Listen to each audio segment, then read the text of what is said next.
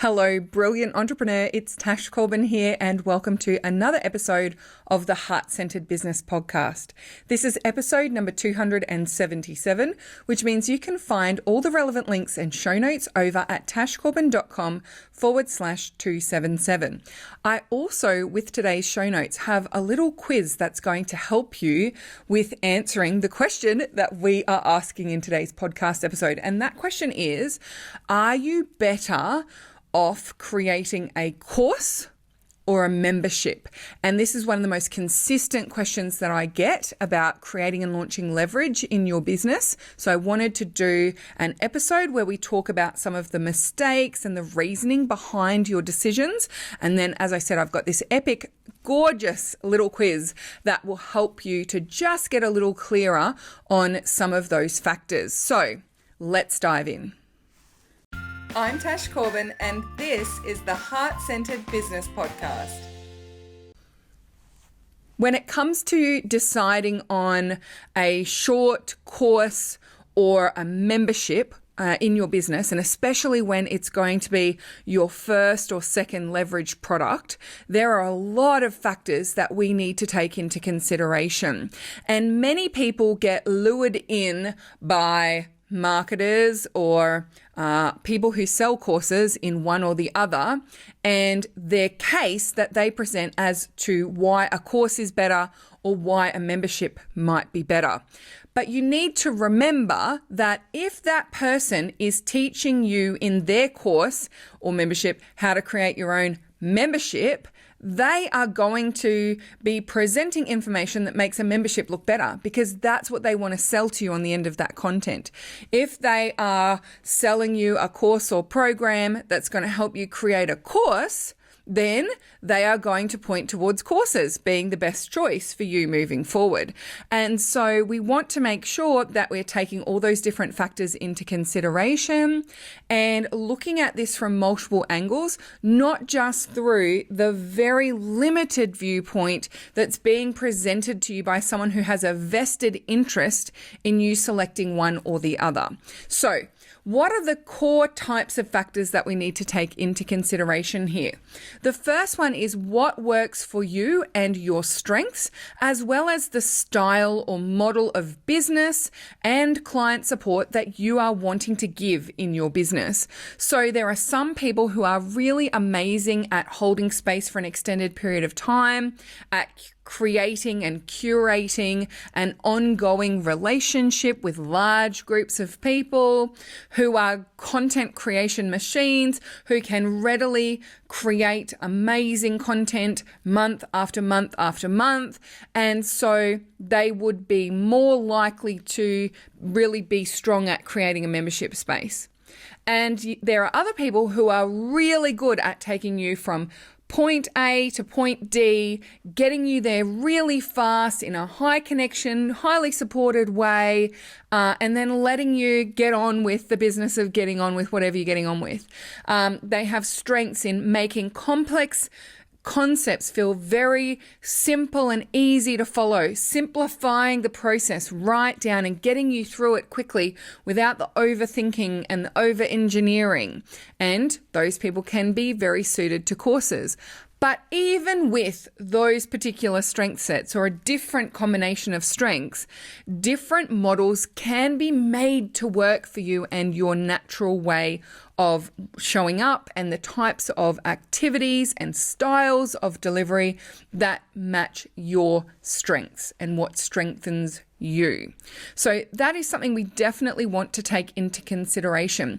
Have a think about what your strengths are, what feels like it would come more naturally, what you are naturally drawn into with your audience members. And, even look at some of your friendships. Are you the kind of person who has quite a few friends for a season? Or are you the kind of person who all of your friends you've had since you were 9 years old and you will continue to be best friends forever? Now, that can be a factor of the way that you grow up and whether you moved around a lot as a child. I'm not saying that's a decision maker, but there are lots and lots of clues. And what we want to do in this decision-making process is collect all of those clues and then make a decision on the balance of those clues. So the first category of factors is what works for you and your particular strengths. The second set of factors relates to your niche and ideal clients for this particular product or service. Now, this one is important and it can be very much underestimated when we are thinking about what we're creating, because we get so wrapped up in, what we want and how much money we want to make and the type of income that we want. Some people really love and get excited by the concept of monthly income that just comes in without having to do any further marketing. Not really a thing when you have a membership, by the way. You still need to do marketing, but that's our next conversation. And then, some people love that idea of getting a huge influx of income and, really having a life-changing amount of money coming in all at once. You can still achieve that with a membership, but it's more likely with a course.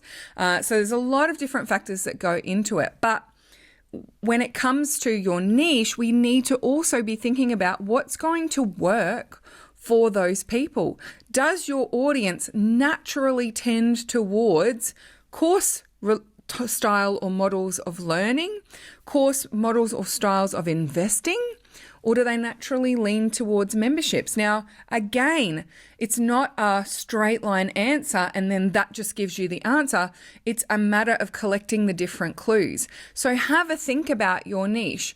Would something that's smaller payments monthly but in an ongoing way be a better fit for them? Would they happily invest a chunk of money up front for a short-term opportunity to work with you in a group setting? Do they, and again, that doesn't necessarily mean that you have to do a course. You can have memberships where people pay for a year up front and they get a lovely discount for doing so. You can also have courses with extended payment plans. My audience naturally tends towards smaller amounts over an extended period of time, especially my startup audience for the Takeoff program. But that doesn't mean I then shift the Takeoff program to be a membership of ongoing payments. I simply offer extended payment plans when I'm launching. And so we just want to collect all those clues and be cognizant of them when we're making the decision as to whether you're going to create a course or a membership and how you choose to structure that course or membership. So what are your niche looking for from you?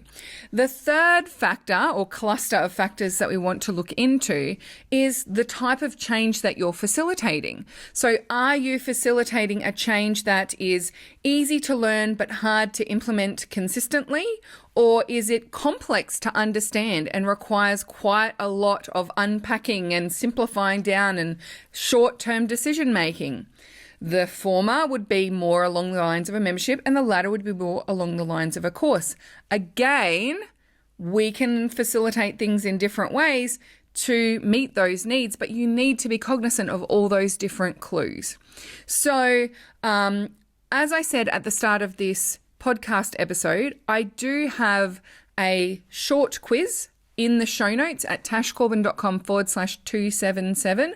And that short quiz will allow you to answer just a few questions and see what it's leaning towards more of being. But I do want to say when you do that quiz, for example, if you get 70% of the questions point towards a membership, 30% point towards a course, you want to take into consideration those 30% of factors that point towards a course. And when you design your membership, if that's the road that you decide to go down, then make sure that you're addressing those particular challenges that you might face for your niche or yourself or the change that you're facilitating, and making sure that you have a way to address that in the model that you decide to go ahead with. Okay. Before we finish up, I do want to just share 3 things that are my don'ts when it comes to selecting between a course or a membership. So, number 1, don't assume people will pay for ongoing support after a course, or prioritize that before scaling your course. So one of the main reasons people come to me with help to create a membership is because they have a course that they've run And after the first round, a bunch of people in that course say, oh, it'd be so great if we could stay connected and really keep getting help with you or work with you, on an ongoing basis. And instead of saying, yep, you can work with me one-to-one for now, but I'm going to relaunch this course a few times and get that scaled up, they go, oh, I have to drop everything and create a membership because I'm going to miss out on this money if I just say to people, I don't have anything else for you for the group to stay together. And that fear of missing out on a little bit of extra money from those few people who bought your course the first time around will be at the expense of you actually nailing and scaling the launch of your course. And it's one of the most common mistakes that I see people make when they go into leveraging their time and creating courses or memberships or those sorts of things. They've got an audience of, sometimes it's as few as 8 people who were the first cohort for their course. And instead of focusing on bringing 20 people into the next launch of their course, they get completely derailed for 9 months creating and trying to launch a membership for those 8 people and facilitating that membership and creating all of the structure around it. And creating a membership is not something to be sneezed at. It is something that you takes some time and energy to do it right. And then in the meantime, you haven't maintained that momentum of that course, which, the first launch was quite successful with 8 people coming in. The second problem with that is also that for a lot of people, they create the membership with those 8 people in mind. And so the membership doesn't work for cold audiences. And so now the only audience that this membership could be for are the 8 people who've done their course before. And so then they convert 2 or 3 of those people into that membership, and they end up putting 10 times the work in for 2 or 3 people, paying them $40 a month or $70 a month or whatever it might be. And so that process is derailing you from being able to nail and scale the course, which was the thing that you created in the first place. Now, I'm not saying that you shouldn't have a membership or a follow-up or anything along those lines, but if you haven't yet nailed and scaled your launch of your course, do not distract yourself by creating a follow-up membership until you've nailed and scaled the launch of your course. Get that course with a good snowballing momentum of audience members coming through so that you've actually got a viable market for the membership as a follow-up afterwards. Now, the other thing I will also say is that I have seen courses advertised before where it's a course and then an option to stay in on a membership. And that was all part of the initial, finding out about the course. And what that did for me was made me feel like, well, I want to do the course, but what I'm kind of getting the sense of is that I'm not going to get the outcome during the course. I'm going to have to pay for this ongoing membership as well if I really want to get the outcomes. And I don't necessarily want to commit to jumping into a group membership when I'm buying what I thought was a course. And that confusion can actually cost you sales as well. So if you do have a course with a follow-on membership or an opportunity for people to pay to hang around, just want to take a couple of steps back and look at the motivation for doing that. Was it built on FOMO, fear of missing out? Was it built on a sense of obligation? There's so many obligers in the online service business industry. And is it really the best decision for you right now in your business? So that's number 1. Number 2, don't use a specific model that doesn't quite fit to fix a seemingly related but technically unrelated problem. Okay, now this is one of the ones that I find really fascinating, is that I've got someone who has an amazing course just ready to go and it just looks stunning, and I'm so excited to help them launch that course. And they're second guessing and rethinking it because they are freaked out about the idea of having to sell it over and over and over again. And they just wish that they could have a business where they get recurring income every month over and over without having to do any marketing, without having to do any launching, without having to work so hard. And so they're thinking about changing it up to be a membership. And they're trying to fit a square peg in a round hole to fix a problem that they have, which is their their propensity to avoid marketing, or potentially their belief system about what it takes to create a scalable membership, and that being easier somehow than creating a scalable course or a course that you could sell on autopilot.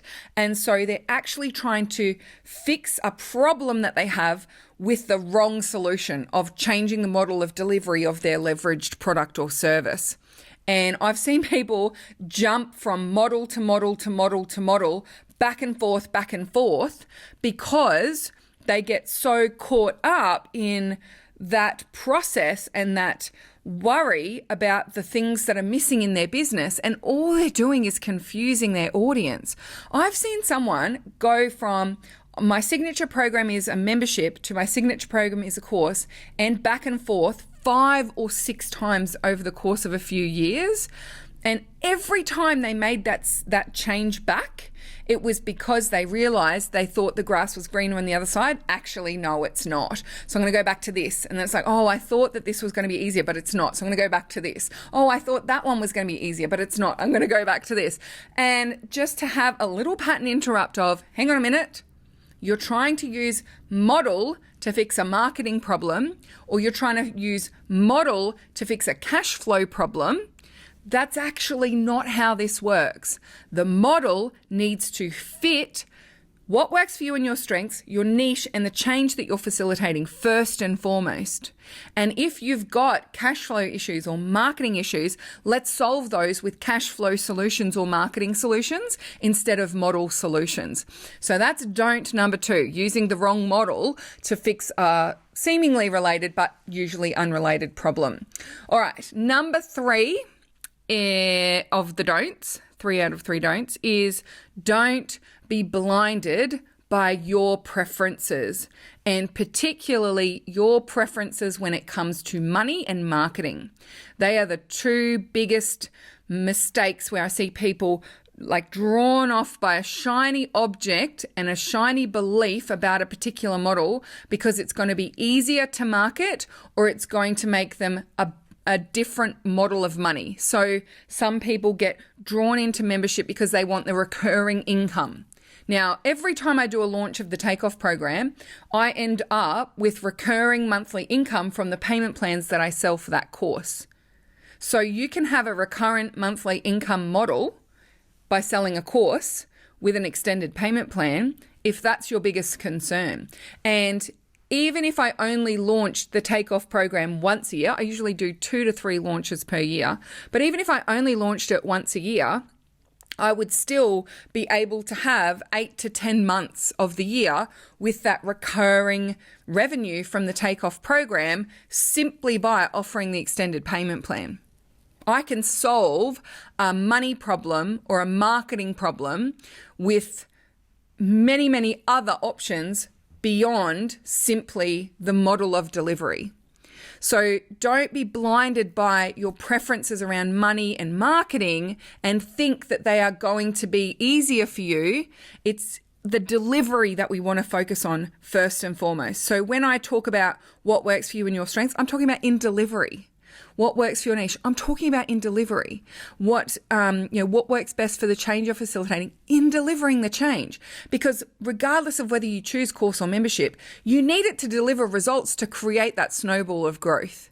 And so we want to make sure that we're not being blinded by money distractions or beliefs or assumptions, or marketing distractions or beliefs or assumptions, and then choosing a model that actually doesn't work. Okay, so they are my 3 don'ts. Don't assume people will pay for ongoing support or use that to distract you if you haven't yet scaled your course. Don't use the wrong model to fix a seemingly related but usually unrelated problem. And don't be blinded by your preferences when it comes to money and marketing in choosing a model. They're separate. we can solve the money and marketing things separately. All right, so that brings us to the end of today's podcast episode. As I've said several times, I do have a short quiz to help you dig a little deeper into those 3 factors. So make sure that you head off to tashcorbin.com/277 to grab the quiz and see what the clues are that you can collect in relation to your decision-making process. And then also, I would love for us to continue the conversation about this one. So if you go to the Heart-Centered Soul-Driven Entrepreneurs Facebook group and use #podcast_aha, you can let me know you're listening to episode number 277. And if you've got any light bulb moments that have happened to you, I can see why I've struggled to make this decision because I have marketing problems that I'm trying to solve with the model and it never really solves the problem. Or if you have any questions for me to follow up, so maybe you've done the quiz but now you're like, but actually I was leaning this way, why are all of the clues pointing me that way? We can still continue the conversation in the community. And also if you've got any but Tashes, so #ButTash is definitely a hashtag you can use as well. Let me know if you're listening along and you're like, no, but Tash, this person said if I wanted X, I had to do Y. Make sure that you come and share that with me and we can have a conversation about it because I'm all about tailoring my advice to your specific circumstances and your specific needs. So come on over to the Heart-Centered Soul-Driven Entrepreneurs Facebook group and let's continue the conversation there. I have a feeling we're going to have quite a few conversations that are going to spark up in the group about this particular podcast episode. All right, thank you so much for joining me today. Until next time, I cannot wait to see you shine. Big love from me and bye for now. Would you like more tips, tools, and resources to help you grow your heart-centered business? Head to tashcorbin.com today.